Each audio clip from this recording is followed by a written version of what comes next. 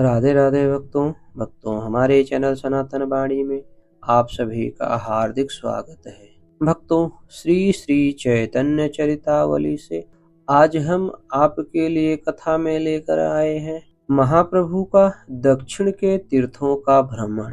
साधारण मनुष्य जिन कामों को करते हैं उन्हीं को महापुरुष भी किया करते हैं, किंतु साधारण लोगों के कार्य अपने सुख के लिए होते हैं और महापुरुषों के काम समस्त जीवों के कल्याण के निमित्त होते हैं। महात्मा तो स्वयं तीर्थ स्वरूप हैं, उन्हें तीर्थ यात्रा की आवश्यकता ही क्या। उन्हें न तो स्वर्ग की ही इच्छा है और न पवित्र होने की। करोड़ों स्वर्ग उनके संकल्प से उत्पन्न हो सकते हैं और जगत को पवित्र करने की शक्ति उनमें स्वयं ही मौजूद है। ऐसी स्थिति में उनका तीर्थ भ्रमण केवल मात्र परोपकार और जीवों के उद्धार के ही निमित्त होता है। इसीलिए महाप्रभु नीलाचल को छोड़कर सुदूर दक्षिण प्रांत के तीर्थों में भ्रमण करते रहे। वे जहाँ भी पधारे वहीं तीर्थ धन्य हो गए और वहाँ के नर नारी कृत्य कृत्य हो गए। चातुर्मास बिताकर महाप्रभु वेंकट भट्ट से विदा लेकर श्री रंगम होते हुए ऋषभ पर्वत पर आए। वहाँ पर उन्होंने सुना कि स्वामी परमानंदपुरी महाराज यहीं ठहरे हुए हैं। इस संवाद को सुनकर प्रभु पुरी महाराज के दर्शनों के लिए उनके निवास स्थान पर गए और वहां जाकर उनकी चरण वंदना की। पुरी महाराज ने प्रभु को प्रेम पूर्वक आलिंगन किया और 3 दिन तक दोनों साथ ही रहकर कृष्ण तथा कृष्ण कीर्तन करते रहे। पुरी महाराज ने कहा, मेरी इच्छा है कि मैं श्री पुरुषोत्तम भगवान के दर्शन करके गंगा स्नान के निमित्त नवद्वीप जाऊं। महाप्रभु जी ने कहा, आप तब तक चलें, नवद्वीप से लौटकर आप फिर पुरी ही आवे। मैं भी सेतु बंध रामेश्वर के दर्शन करता हुआ शीघ्र ही पुरी आने का विचार कर रहा हूँ। यदि भगवत कृपा हुई तो हम दोनों साथ ही साथ नीलाचल में रहेंगे। यह कहकर प्रभु तो सेतु बंध रामेश्वर की ओर चले और पुरी महाराज ने जगन्नाथपुरी का रास्ता पकड़ा। महाप्रभु अनेक वन पर्वत और ग्रामों में होते हुए शैल पर्वत पर पहुँचे। वहाँ ब्राह्मण ब्राह्मणी का वेश धारण किए हुए शिव पार्वती जी का प्रभु ने आतिथ्य ग्रहण किया। वहाँ से काम कोष्ठीपुरी होते हुए वे दक्षिण मथुरा पहुँचे। वहाँ पर एक ब्राह्मण ने प्रभु को निमंत्रण किया। वह ब्राह्मण प्रति क्षण रोता रोता सीताराम सीताराम रटता रहता था। प्रभु ने उसका निमंत्रण सहर्ष स्वीकार किया और मध्याह्न स्नान करके उसके घर भिक्षा करने पहुँचे। महाप्रभु ने जाकर देखा, उसने कुछ भी भोजन नहीं बनाया है, उदास भाव से चुपचाप बैठा है। महाप्रभु ने हंसकर पूछा, विप्रोर, आपने अभी तक भोजन क्यों नहीं बनाया है? अत्यंत ही सरलता के साथ है। ब्राह्मण ने कहा, प्रभु, यहाँ अयोध्यापुरी की तरह वैभव थोड़ा ही है जो दास दासी सब काम क्षण भर में कर दें। यहाँ तो अरण्यवास है। लक्ष्मण जी जंगल से फल फूल लावेंगे, तब कहीं सीता माता रंधन करेंगी, तब मेरे सरकार प्रसाद पावेंगे।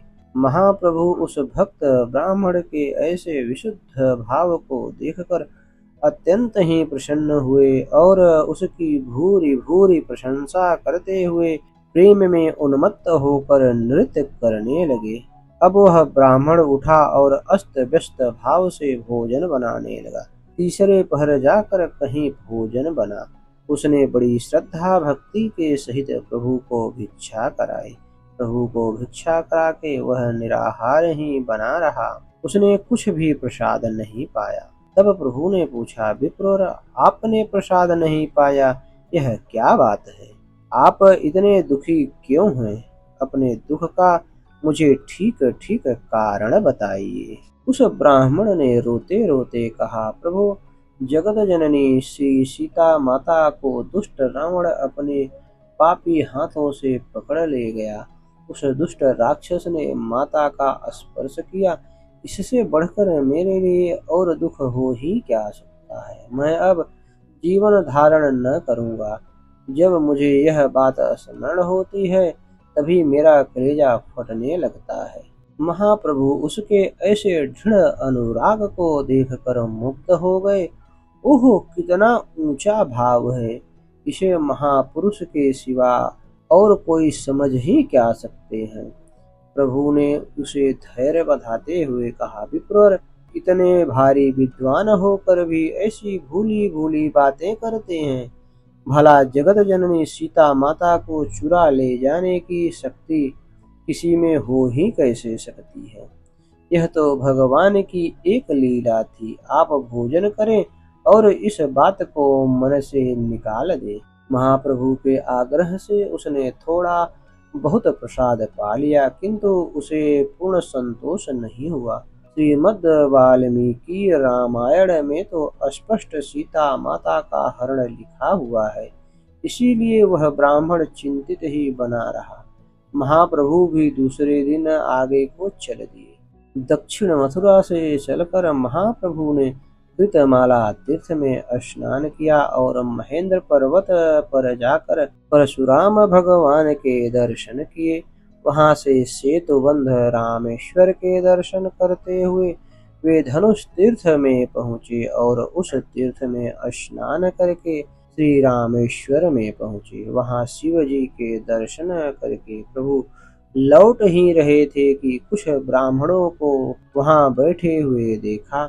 वहां पर कूर्म पुराण की कथा हो रही थी। प्रभु भी कथा सुनने के लिए बैठ गए। दयोग से उस समय सीता जी के हरण का ही प्रसंग हो रहा था।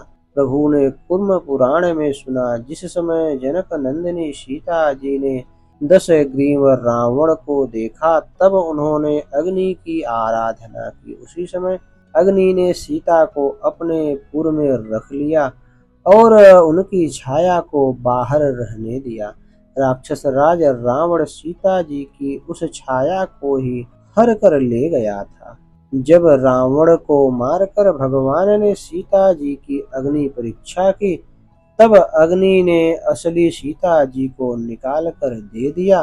वास्तव में रावण सीता जी की छाया को ही हरण कर ले गया था। असली सीता जी का तो उसने स्पर्श तक नहीं किया। भक्तवत्सल महाप्रभु इस प्रसंग को सुनकर अत्यंत ही प्रसन्न हुए। उन्होंने सोचा, इसकी प्रतिलिपि करके उस परम भक्त रामदास को दिखानी चाहिए। फिर प्रभु ने सोचा, यदि मैं नवीन पत्र पर प्रतिलिप करके ले गया तो बहुत संभव है नूतन श्लोक समझकर उसे विश्वास न हो। इसलिए प्रभु ने उस कथा कहने वाले ब्राह्मण से कहा, हम इस पृष्ठ की नकल करके आपको दे देंगे। इस पुराने पृष्ठ को आप हमें दे दें। कथावाचक ने प्रभु की इस बात को स्वीकार कर लिया और प्रभु ने उसकी नूतन प्रतिलिपि करके तो उस कथावाचक को दे दी और वह पुराना पृष्ठ अपने पास रख लिया। उस पृष्ठ को लेकर दयालु गौरांग फिर दक्षिण मथुरा से राम भक्त ब्राह्मण के घर आए और उसे कूर्म पुराण के पुराने पृष्ठ को दिखाते हुए प्रभु ने कहा, लीजिए, अब तो आपको संतोष होगा। यह तो कूर्म पुराण में ही लिखा है कि रावण सीता जी की छाया को हर कर ले गया था। महाप्रभु की दयालुता को देखकर वह ब्राह्मण प्रेम में व्याकुल होकर रुदन करने लगा। प्रभु के पैरों को पकड़कर उसने रोते रोते कहा, आज आपने मेरे दुख को दूर किया। आप मेरे इष्ट देव श्री रघुनाथ जी ही हैं। मेरे इष्ट देव के सिवा ऐसी असीम कृपा दूसरा कोई कर ही नहीं सकता। आज आपके अमोघ दर्शन से मैं कृतार्थ हो गया। आपने अनुग्रह करके शोक सागर में डूबते हुए मुझ निराश्रय का उद्धार कर दिया। प्रभु मैं आपकी स्तुति ही क्या कर सकता हूँ।